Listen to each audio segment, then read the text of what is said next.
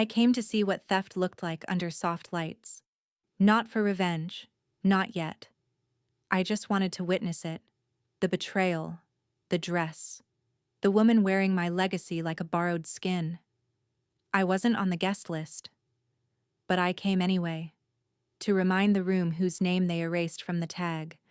And what happens when you cross out not just a designer, but a woman who built something with her own blood, her own spine, and then watched it paraded as someone else's genius. They thought I disappeared. How adorable. The room looked like a luxury ad spread. Clinical elegance wrapped in soft jazz and artificial warmth. Gallery white walls, smoked glass partitions, champagne flutes catching the overhead light like halos. The kind of launch party meant to whisper power, not shout it. A performance of restraint that cost 6 figures to look this effortless. I walked in through the side, not sneaky, not loud, just present. Dressed in matte black with a raw silk scarf knotted low at my neck. No one stopped me. They never do when you walk like you belong more than they do. It had been 13 months since I walked out of these offices.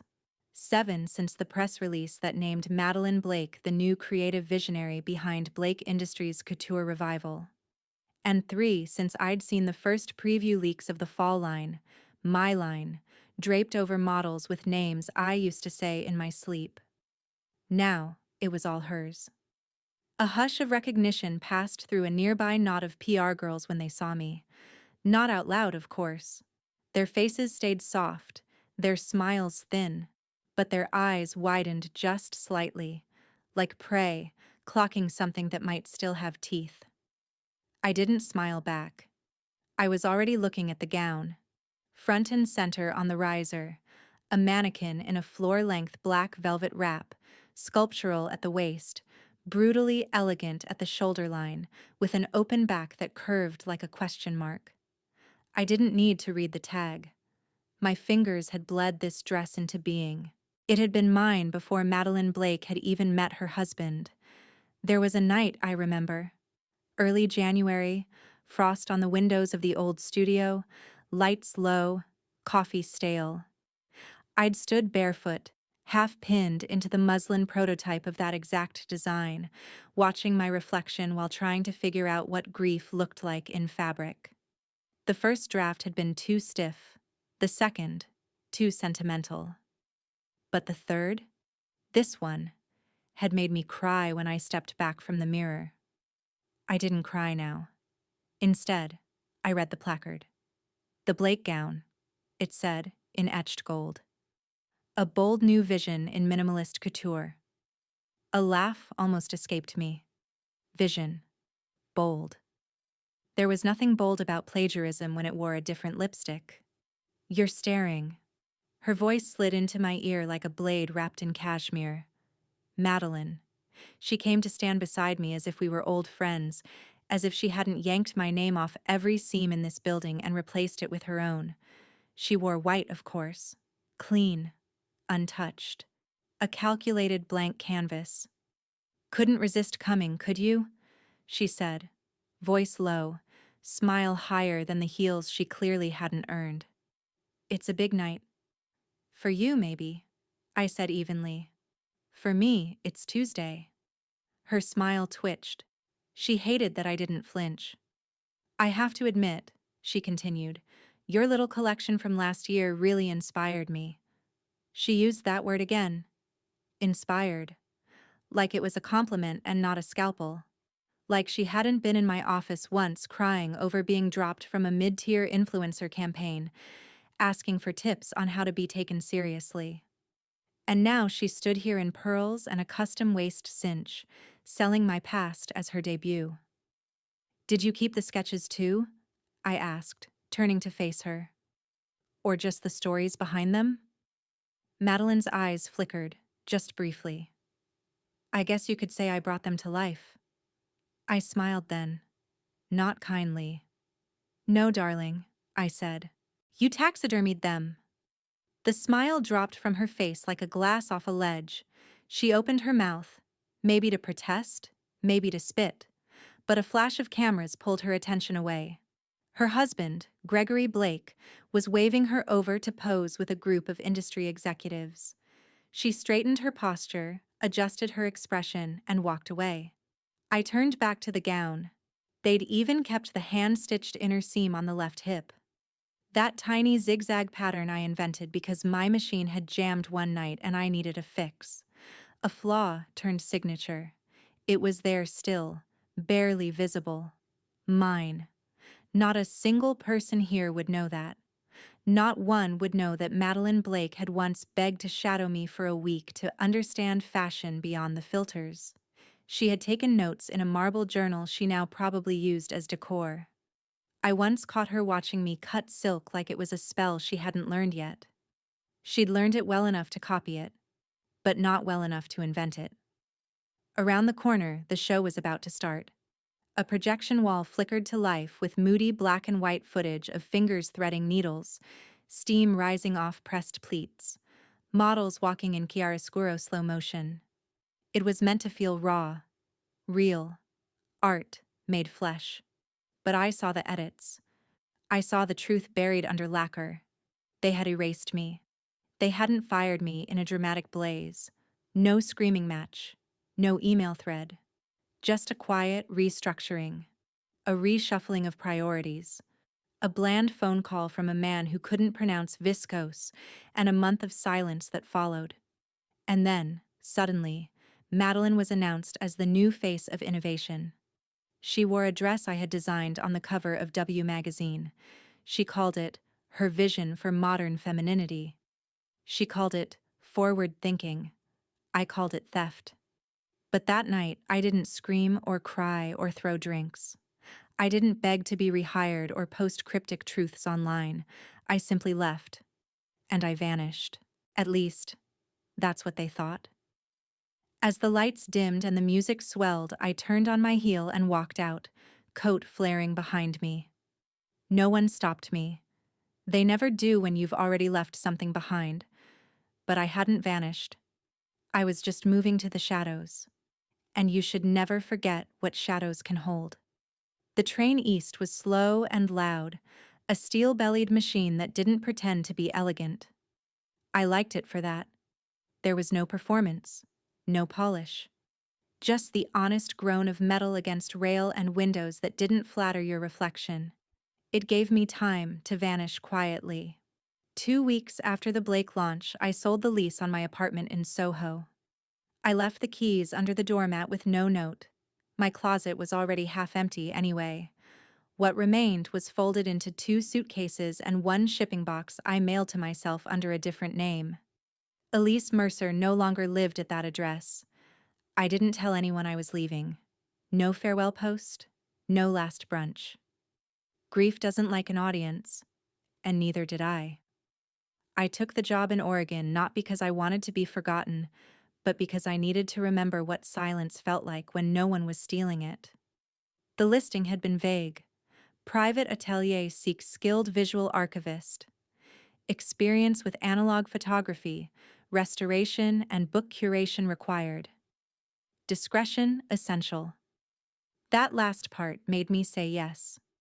The building was tucked into the edge of an old timber town, the kind of place where the coffee is burnt and the clouds press low. It used to be a mill. Now it held secrets. They called it Velen House, though there was no sign out front. Clients arrived by car with tinted windows or courier packages sealed in embossed envelopes. What we made inside were heirlooms for the rich, handcrafted legacy books, custom volumes stitched in goatskin and sealed with wax, a billionaire's retirement memoir, a tech couple's adoption story, old families preserving the illusion of permanence. It was beauty by appointment. I liked it because it had rules. Clean light, flat work tables, no brand decks, no influencers. Just image and truth. However curated that truth might be. My job was restoration. They sent me old family photographs, handwritten letters, high-resolution scans of wedding portraits from the 1800s. My fingers became archivist's tools, soft brushes, gloves, pigment-correcting software. I sharpened the contrast between what was real and what merely survived. No one knew my name in town. I was listed as E. March on the payroll. I paid cash for my groceries, nodded at the barista without introducing myself, and ignored the local bookstore's polite invitation to host a Women in the Arts panel. I didn't want to be seen. I wanted to study what people wanted the world to see. And that's what these books were. Not memories, not even stories. They were fiction disguised as documentation. Each image was a line of dialogue, each caption a costume change. Still, some part of me found peace in the process. There was grace in the work, in honoring what people were too fragile to say out loud, even if they were buying the silence in gilt thread. But I didn't smile much. There was a wall by my workstation, a narrow space between the lamp and the file cabinet, where I taped pieces no one else would see. A shadowy photo of a 1920s heiress holding hands with a woman the family later edited out. A grocery list written by a mother who died young, with the word oranges underlined 3 times. And once, a Polaroid of a pair of boots left at the edge of a creek. No one knew who took it, but it felt like a memory that refused to fade. I didn't put any of my own images on the wall, not the photo of my first studio, the cramped fourth-floor walk-up with the warped floorboards and sewing machine that ate thread like a monster, not the candid shot of Madeline and me from 3 years ago, her arm looped through mine, her smile radiant, my eyes exhausted. And not the photo of the original Blake gown, the real one, taken under blue light with a visible pin still holding the shoulder seam. No. My story was still in storage, and besides, who was I to archive myself? Then, one Tuesday, it arrived.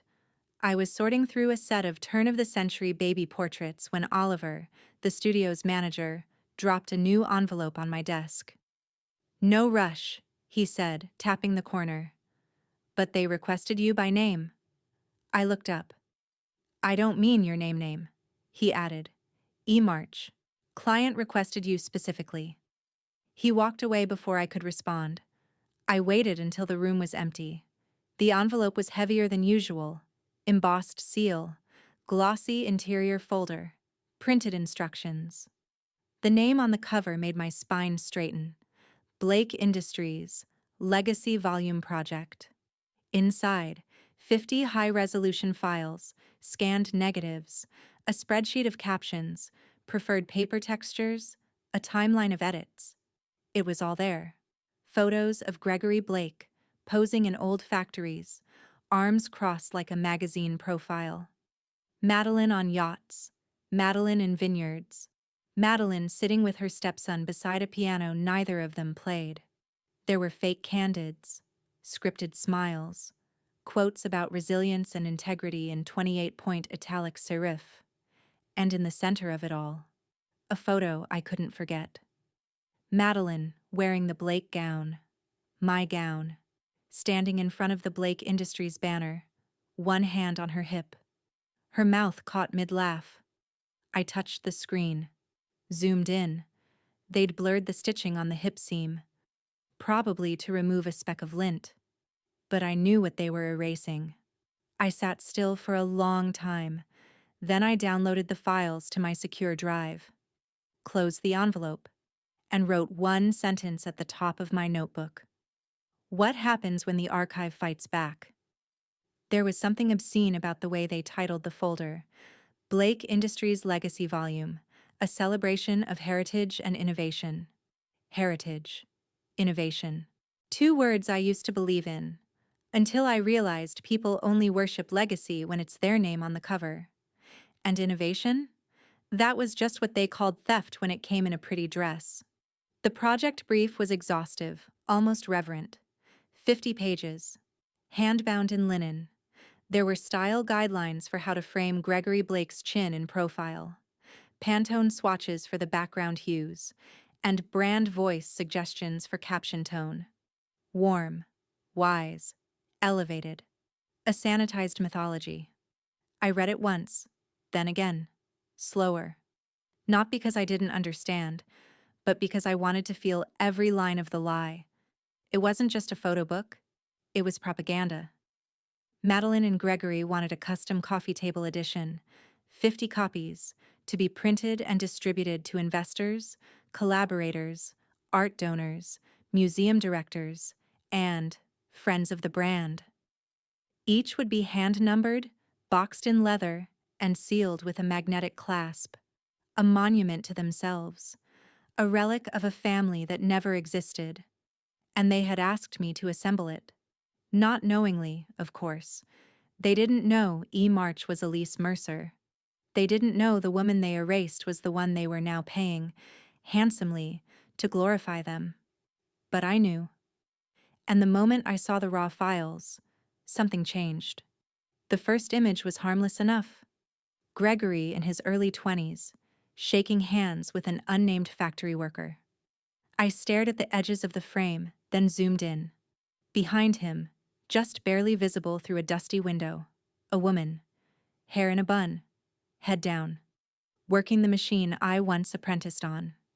The date? 2006. I wasn't in the photo, but I was there, in the story, just cropped out. That was the first click in my head. The second came with a picture of Madeline. It was a full-spread layout. Her in Provence, backlit by lavender fields, one hand holding a wide-brimmed straw hat, the other trailing through the blooms like a movie still. The caption read, "Madeline Blake, bringing softness to the sharp edges of legacy." But I knew that scarf.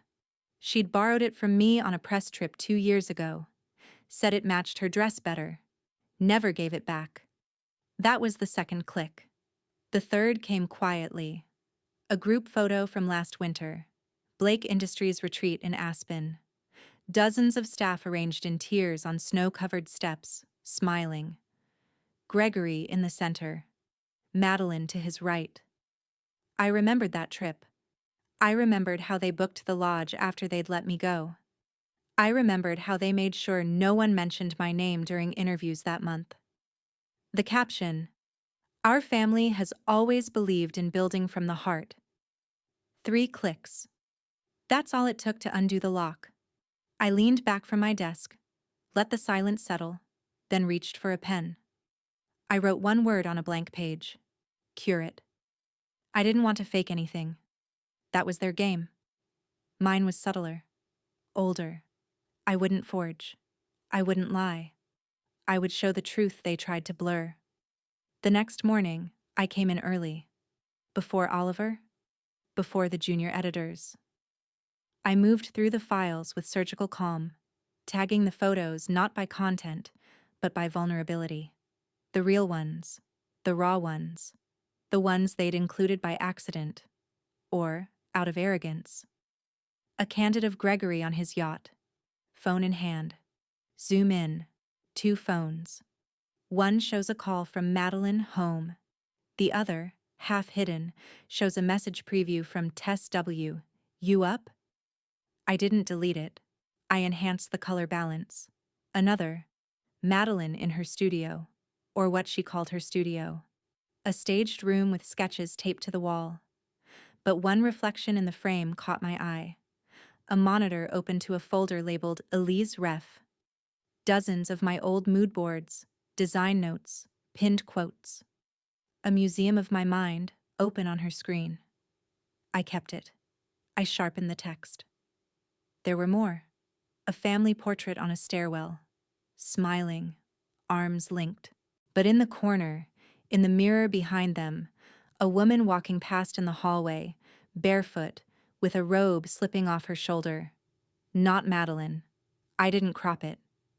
I adjusted the exposure. This wasn't sabotage, not yet. It was reclamation. Each day, I cataloged more of their curated life. Each night, I went home and sketched my own. Not in gowns or silhouettes, but in phrases. Words I wanted to plant like seeds inside their beautiful fiction. Were you ever a father or just a brand owner? Love is not what you photograph. It's what you erase to keep the picture clean. This was taken the week she replaced the woman who designed that dress. I kept the captions subtle, elegant. They passed through the approval rounds like ghosts, too poetic to flag, too sharp to forget. I sent the first layout draft a week later. No one noticed. Not yet. But the edits were no longer passive. They were deliberate. I wasn't just restoring images, I was restoring meaning. And soon, the book would speak louder than the people it praised. The first time I saw the scar, I did nothing. It was a small thing. Barely a half-inch line, just below Gregory Blake's jawline, always hidden under a slight shadow or softened with light. Every public image of him had been retouched to erase it, that quiet imperfection. He'd once told a journalist it was from a bike accident as a boy, but I knew better. It wasn't a bike, it was his father's belt. And now, in the raw files they'd sent for retouching, there it was again, unblurred, uncorrected, a remnant of a truth he had spent decades polishing out of existence. I looked at the note attached to the photo. Please remove scar per usual. But I didn't. I left it. When the first proofs were printed for internal review, no one said anything. Either they didn't notice or assumed someone else approved it. I watched Oliver flip through the mock-up pages with his usual distracted grace and nod once. Looks great, he said. That was the moment I realized how much they trusted the silence between edits. It gave me room to move. In the next spread, I chose a different kind of truth. A photograph of Madeline walking through their home, their real home, not the one staged for magazines. She's barefoot, wineglass in hand, no makeup, her hair loose and chaotic in a way that felt almost human. But what made me pause wasn't her face. It was the hallway mirror behind her. A reflection. Another woman, standing still. Dark hair, sharper features, smiling towards someone just out of frame. It wasn't Madeline. I checked the timestamp, 6 weeks before their wedding. The caption request was simple. Intimate moments of transition before the new chapter. So I wrote, some reflections don't belong to us, but they remain. Still poetic, still ambiguous, still printable. Not a lie. Not quite. Another photo, Gregory holding his young stepson at an event. A perfect scene. Crisp tuxedo, confetti in the air, a champagne flute in the background blurred into bouquet. They wanted the caption to read, "Fatherhood is a calling beyond blood." But I knew that boy had never called him dad. So I changed it. A brand is what you pass down. But is that the same as a name? 50 spreads, 50 images. I didn't sabotage the book. I simply let it breathe. Let it inhale the things they tried to suffocate. The half-faces, the overheard voices, the grainy realness behind their gloss. I restored what they thought could be omitted. It felt like surgery, not revenge, precision work, controlled incisions. I stopped using Photoshop like a tool for perfection and started using it like a scalpel. In one layout, I let a reflection show 2 watches on Gregory's wrist. One expensive, visible. The other, a cheap plastic band he always wore when his anxiety flared. I remembered that detail. He'd kept it hidden under his cuff. I enhanced the shadows just enough for it to emerge. In another, I left in the faint watermark of the original photographer, a woman they fired without crediting. I left her name, small and quiet, at the bottom edge. In one image, a quote was requested from Madeline. "Success is a dress you tailor yourself." I replaced it with, "Some gowns wear the women, some women wear the women who made them." Again, no pushback, just nods, just signatures. The book was moving forward, and with every approved page I felt a kind of shift inside me. Not triumph, not power, just breath. Like I'd been holding mine since the day they removed my name from the company I built, and finally exhaled. One night, I stayed late in the studio. Everyone else gone. only the rhythmic clunk of the old ink machine still turning. I ran my hand across the newest test print, feeling the raised texture of the matte page. Madeline's face smiled up from the spread. Beautiful. Edited. Empty. I whispered to her photograph. "I'm not here to expose you," I said. "I'm here to remind you that I never left." Because that was the thing. They thought absence meant irrelevance. But what they didn't understand, what they never understood, was that legacy isn't about being seen. It's about what lingers when the lights go out. So I kept going, page after page, word after word, until the book no longer belonged to them. Not entirely. It belonged to the spaces in between, to the soft ghosts of truth they refused to bury properly, to the scar they meant to cover, but didn't, to the mirror they forgot to wipe. It started with a single book, perfectly bound. Black linen cover. No title. Just a debossed family crest designed by someone who clearly didn't know what the Blake name used to stand for.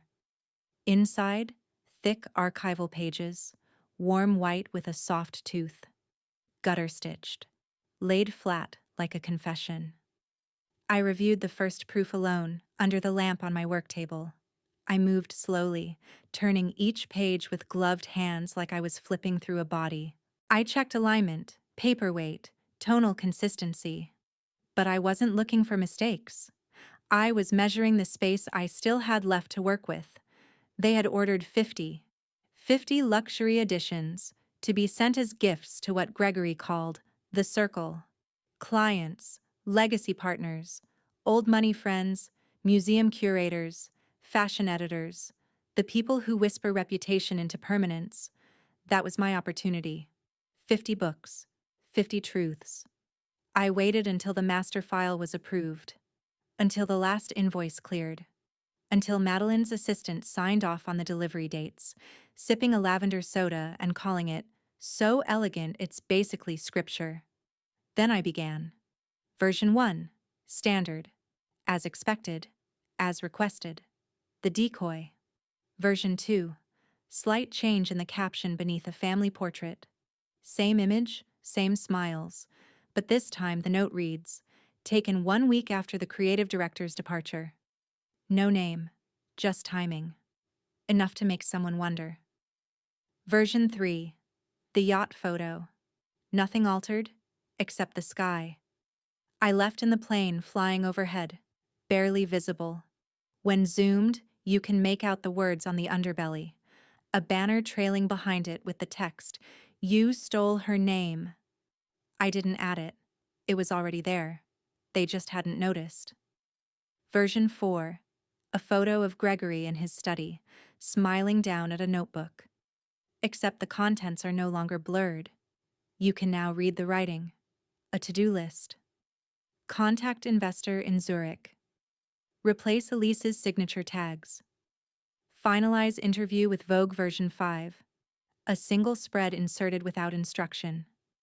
A black and white image, grainy, of a woman sewing under a single hanging light. Her face is not visible, but the dress in her lap is unmistakable. The original Blake gown.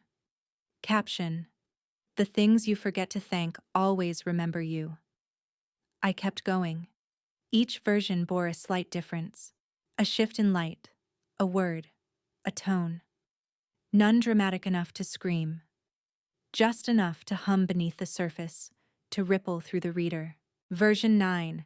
In a table shot during a fundraiser, Madeline's hand rests on the arm of a man not Gregory.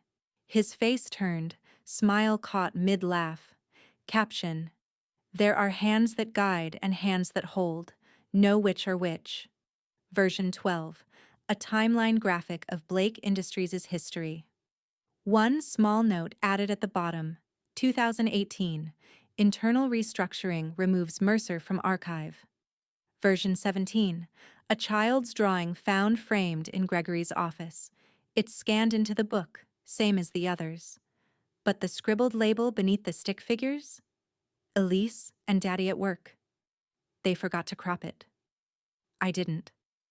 Version 22. In a group portrait from the Paris Design Summit, a figure is barely visible at the far edge, blurred, nearly out of frame. I knew who it was. I remember what I wore that day. I added no caption. Just let the outline breathe. Just let them see what they'd erased. Each book was labeled and packaged individually. Same exterior, same weight, same illusion of sameness, but within, slight fractures, little shifts. Not lies, just choices. What to include, what not to blur, what to say when the room goes quiet. Version 29. Gregory's seated in front of the old headquarters, where we sketched the first line. I added one line beneath the image. He called it inspiration. She called it unpaid labor. No one checked the internal versions again. Too late stage, too high budget. They trusted the process. Version 31. A shot of Madeline, mid-twirl in a dress I recognized down to the hemweight. The caption originally read, "Reimagining classics with fearless grace." I replaced it. Wearing someone else's courage looks beautiful until it wrinkles. By version 36, I started to enjoy it. Not the revenge, the resonance. Each edit felt like a mirror slowly fogging, then clearing again. Version 44. A 2-page spread with no photos, just a quote. Legacy isn't what you build, it's what you bury to build it. By the time I closed the last volume, version 50, I felt calm. Not triumphant, not vindicated, just still. 50 boxes were picked up the next morning, hand-delivered by a private courier service. Black gloves, white vans, tight routes, no tracking. I watched them load the final set, spine facing the sun, and I knew that inside those boxes wasn't just a family album. It was a fracture map, a story told in whispers, footnotes, reflections, timestamps, and typefaces. A slow unraveling of a myth that had once been my skin. Now it was theirs to wear, but they didn't know it had started to burn. The wedding page wasn't requested. That's what made it necessary. In the original outline, there was a clear trajectory. Childhoods, milestones, business ventures, curated family holidays, polished candid shots, and of course, the current marriage. Glossy spreads of Gregory and Madeline draped in linen at coastal retreats, their love posed in perfect thirds.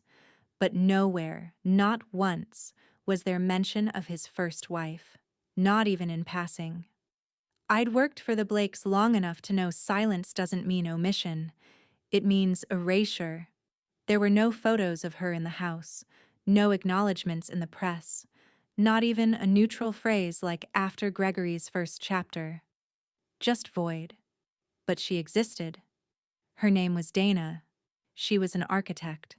She used to sketch building facades on napkins and forget them in coat pockets.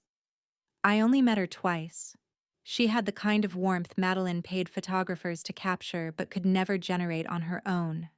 And Dana was the one who gave birth to their son before he was branded into the Blake household portrait. That story wasn't mine to tell, but it was mine to leave unburied. I found the photo deep in the raw archive, a single undeclared scan with no metadata, buried under misnamed files. It was old. Early 2000s maybe, grainy and sun-blasted. Gregory in a button-down shirt, younger, hair fuller. Beside him, Dana, freckled, laughing, sleeves rolled to her elbows. And in her arms, a baby, maybe 10 months old, squinting in the light. One fist tangled in Dana's braid. I stared at the image for a long time. The composition was perfect by accident. The background faded to white. A forgotten moment. A family before reinvention. There was no caption request, so I wrote one myself. Love is not what you delete. It's what you abandon to rewrite your ending. I inserted the page quietly, between the Philanthropy Gala spread and the Legacy Partnerships section. A single moment of unbranded truth among all the champagne blur and curated smiles. It felt like adding a heartbeat to a mausoleum. By then, I'd already sent out the 50 curated versions. This page would go into the artist's proof, the one that would sit on the private shelf inside Blake Industries HQ. The one Madeline would show to her close circle, the one that wouldn't circulate outside their walls, because it was too personal, too raw. I wanted it there, not on social media, not in a headline. I wanted the truth inside their house, where it couldn't be thrown away without being acknowledged first. The day the final proof came back from binding, I made tea and closed the door to my studio. I opened the volume to the spread, halfway through the book.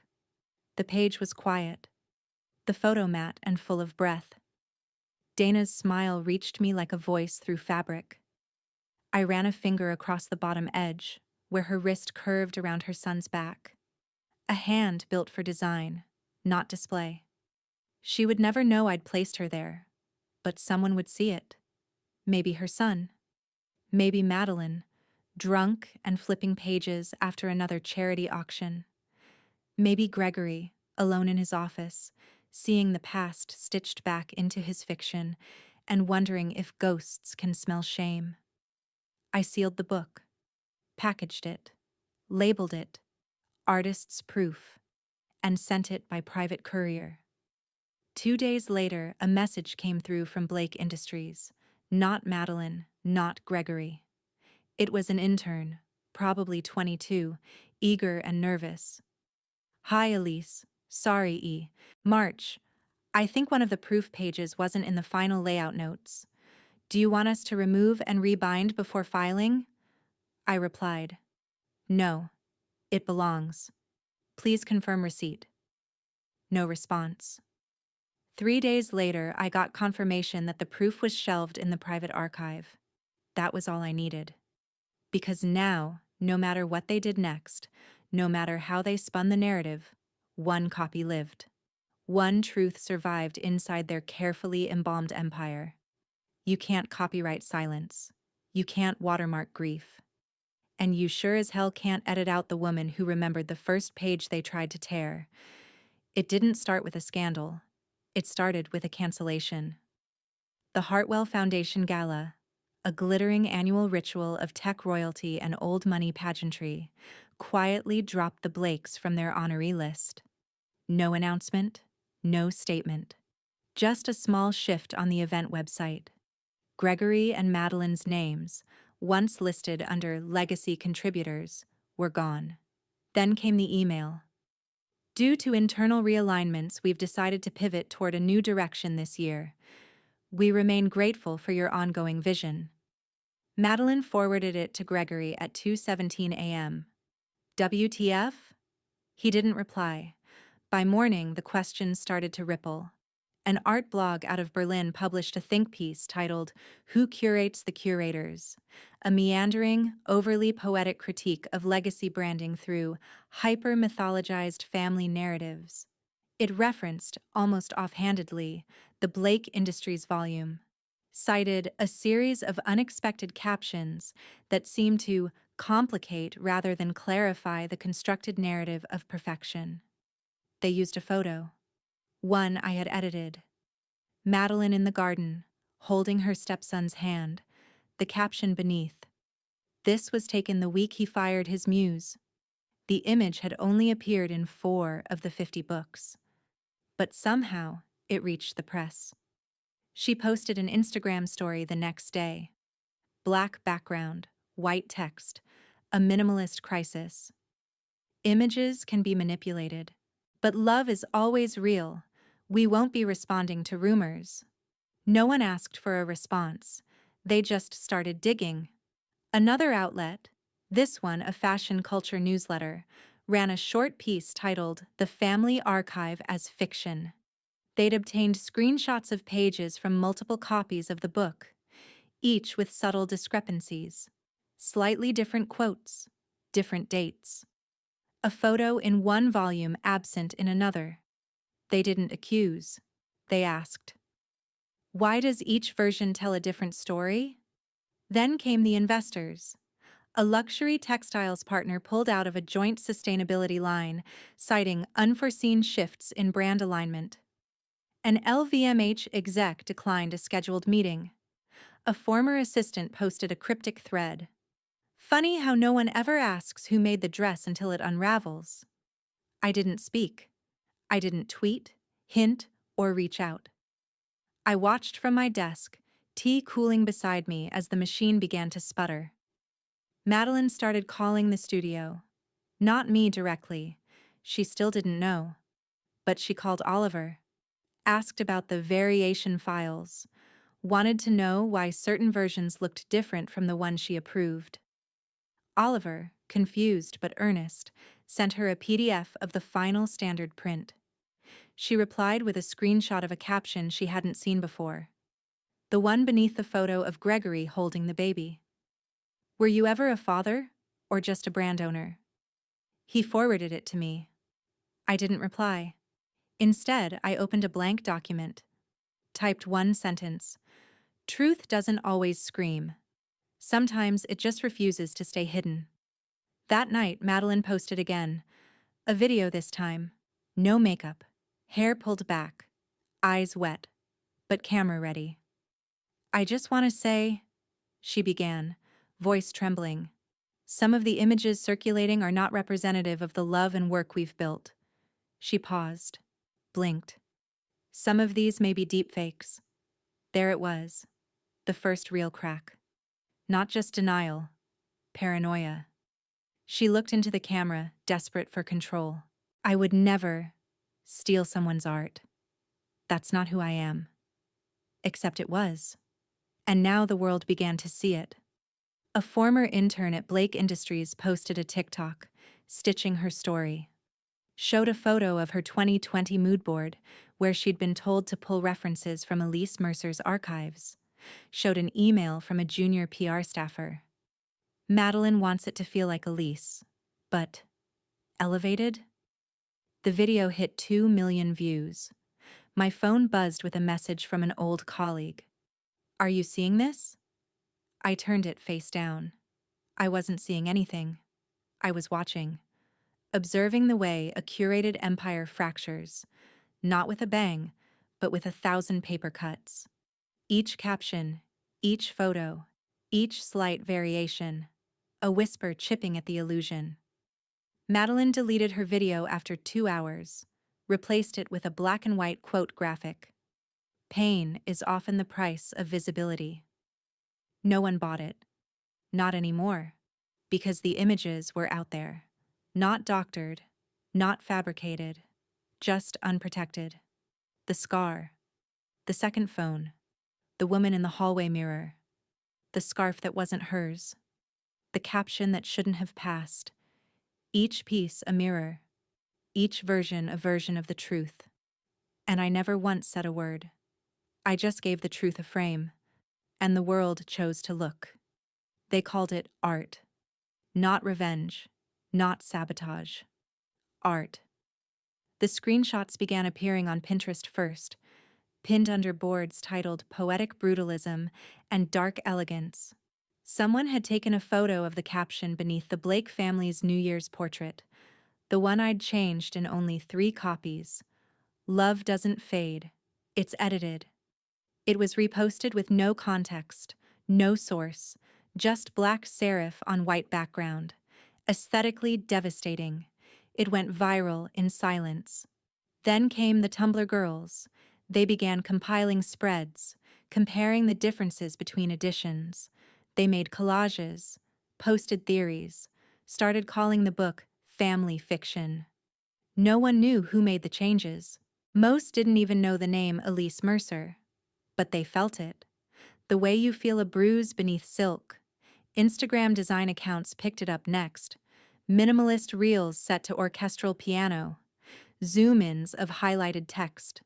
Slowed frames of Madeline caught mid-blink. A hand half-blurred. A mirror reflection sharp. What's hiding in the frame? One post asked. Look at the margins, said another. The captions became aesthetic mantras. Some women wear the women who made them. Legacy isn't what you build, it's what you bury. I recognized every line, every choice. I hadn't expected resonance. I thought I'd disappear again. But the edits? They didn't scream. They echoed. Some were turned into tattoos. I saw one on a design student's forearm at a gallery opening. This was taken the week he fired his muse. It was in my handwriting. I watched from the edges. Always the edges. I didn't post. I didn't comment.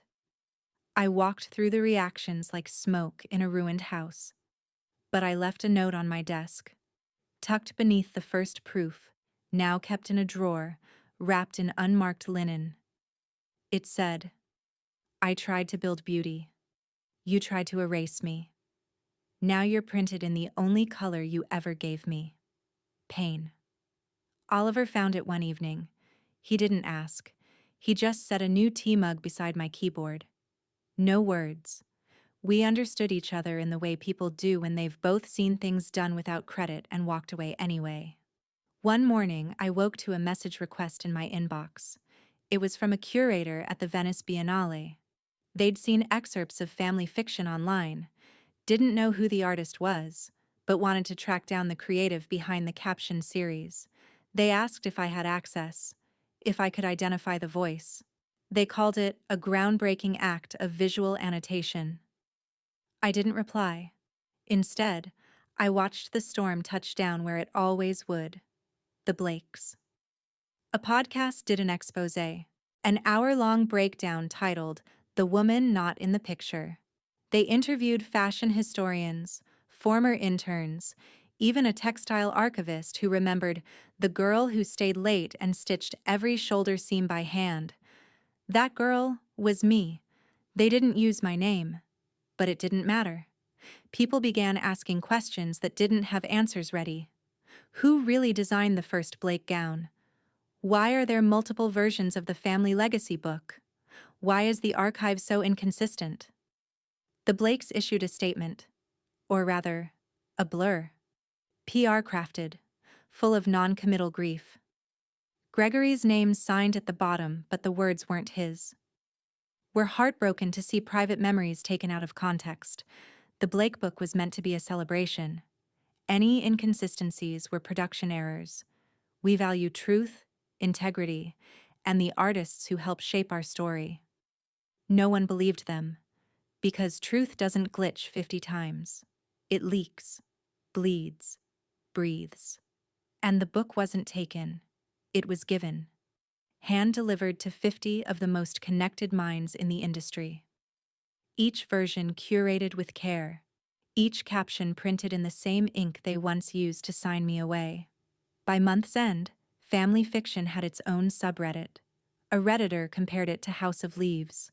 Another said it reminded them of Vivian Maier if she shot emotional X-rays.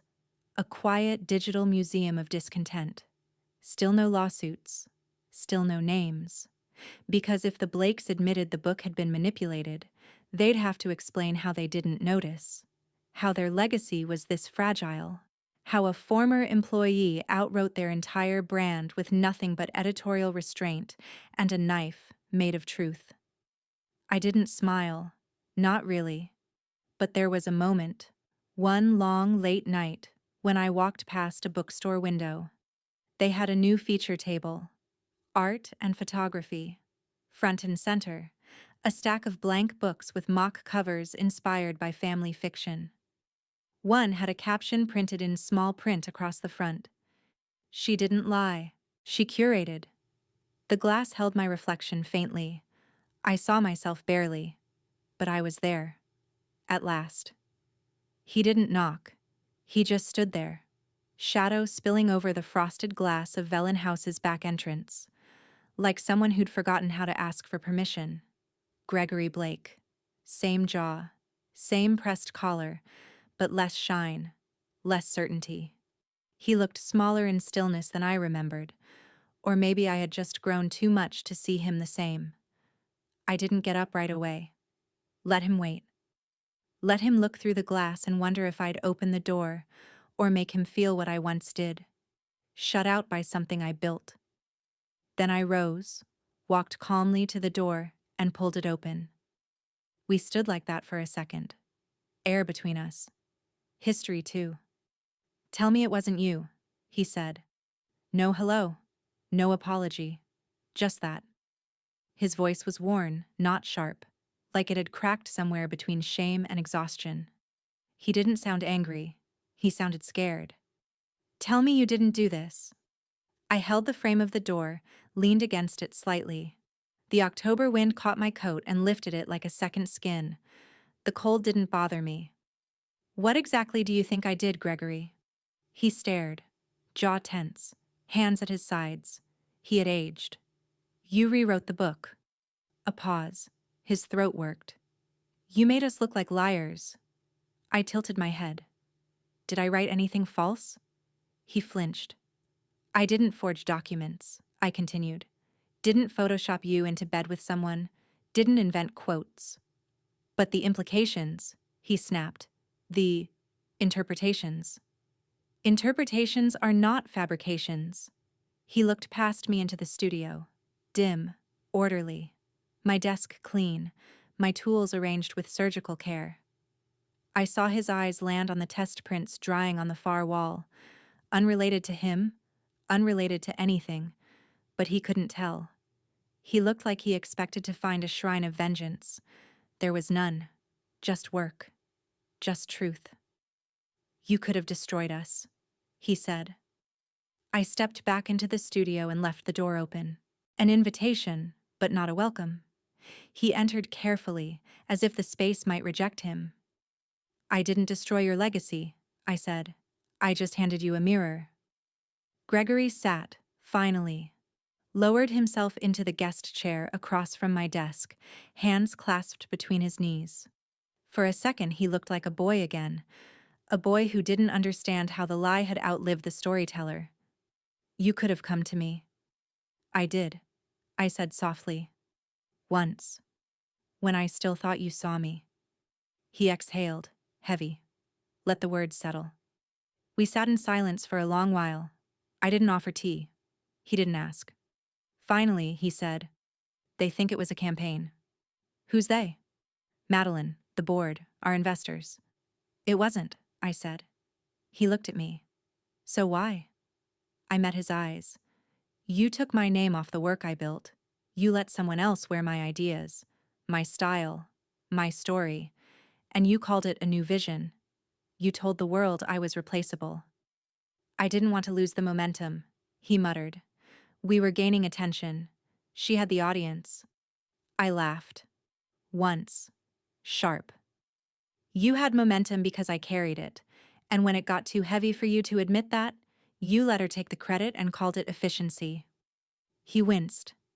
"You didn't just fire me," I said. "You rewrote the narrative, and you thought if it was printed in gold foil, no one would notice the edits." He swallowed, looked down. "I wanted to be better than my father," he whispered. "He beat me, used me, told me I was nothing unless I built something louder than him. I thought, if I gave her the title, the spotlight, it wouldn't matter. But it did." He nodded. The silence between us wasn't forgiveness. It wasn't even peace. It was recognition. "I'm not coming back," I said. He looked up. "I'm not asking." I reached into my drawer, pulled out one of the blank mock-ups, white cover, embossed spine. No name, no logo, just empty pages. I slid it across the desk to him. "What is this?" "A new archive," I said. "Start with honesty. It's quieter, but it lasts longer." He stood slowly, held the book like it was too heavy for its weight. Before he left, he turned at the door. "I don't hate you," he said. "I know. I miss what we made. You only miss it now because you can't sell it anymore." He opened his mouth, closed it again. Then he was gone. And I, finally, felt something close to free. The gallery was white-walled and narrow, tucked into a side street in Chelsea, behind a florist and a bookstore that sold only translated poetry. No press release, no fanfare. Just a simple card in the window, Family Fiction, a limited archive. Curated by EM. No last name, no bio, no photos. I hadn't wanted a launch. I didn't need one. The exhibit wasn't about revelation, it was about resonance.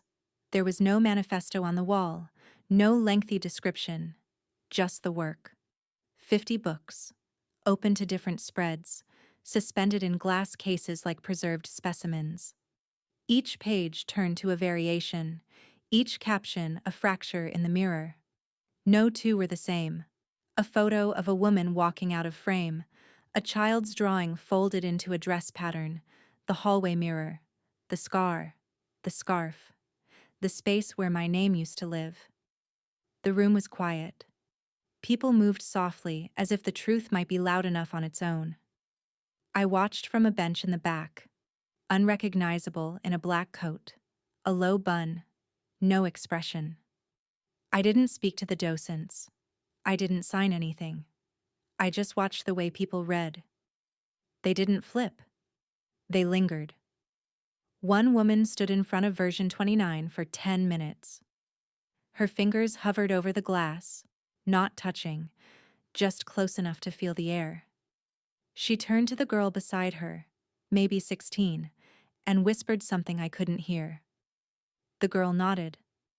Later, I saw her write in a notebook. It feels like this book knows how our family really feels. That was enough. I left the gallery before closing. Walked past the bookstore, where the owner had placed a copy of Family Fiction in the window with a sign that read, "Not for sale, for seeing." I smiled softly. Not from pride, not even from satisfaction, but from recognition. The story wasn't about revenge. Not anymore. It was about preservation. About remembering that truth doesn't need a platform. It just needs to be seen, unblurred, and left intact. 3 weeks later, I received a letter from the Museum of Modern Art. Formal language, embossed header, signed in ink. We would like to acquire a copy of Family Fiction for our permanent collection, as an artifact of counter-narrative design, as a portrait of unspoken resistance. I donated the piece. No fee, no plaque, no name. I asked that it be cataloged under EM and filed under Anonymous Works of Contemporary Archive. Let the world guess. Let them feel it without explanation. Let them stand in front of something beautiful and wonder who hurt and who healed. Gregory never contacted me again. Madeline faded, like a headline soaked in rain. The brand rebranded, but the silence between the pages lived on. Sometimes I still get tagged in posts I'll never claim. A photo of a scar with the caption, "Things you hide don't disappear, they grow teeth." Or a journal spread that reads, "I didn't destroy the story, I made it true." And every so often I walk past that bookstore where the copy still rests in the window, untouched, but open to one line. Truth doesn't demand credit, it demands presence. I stand there for a minute, not to be seen, just to exist beside it. Quietly, finally, fully, me.